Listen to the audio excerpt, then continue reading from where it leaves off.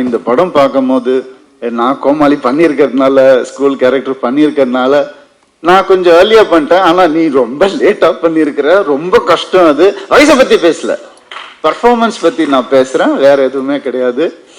அந்த ஒரு ஒரு ஷார்ட் நீங்க நோட்டீஸ் பண்ணுங்க. இது என்ன ரெஃபரன்ஸா கூட வச்சு அந்த ஷார்ட்டை பாருங்க. அப்புறமா ரிலீஸ்க்கு அப்புறம் அந்த ஒரு செவத்துலயே சாஞ்சிட்டு பேசுவார். அந்த வயசுல ஒரு 17 வயசுல அப்படிதான் இருந்தோம் நம்ம எல்லாரும்.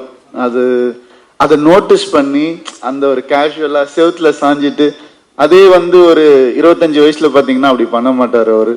ஒரு மனுஷன் அவனுடைய ஸ்கூல் டேஸ்ல இருந்து கிட்டத்தட்ட ஒரு 45 வயசு வரைக்கும் 45 வயசு வரைக்கும் எப்படி அந்த வளர்ச்சி, அந்த டிரான்ஸ்ஃபர்மேஷன் ரொம்ப கஷ்டம் அது பண்றது.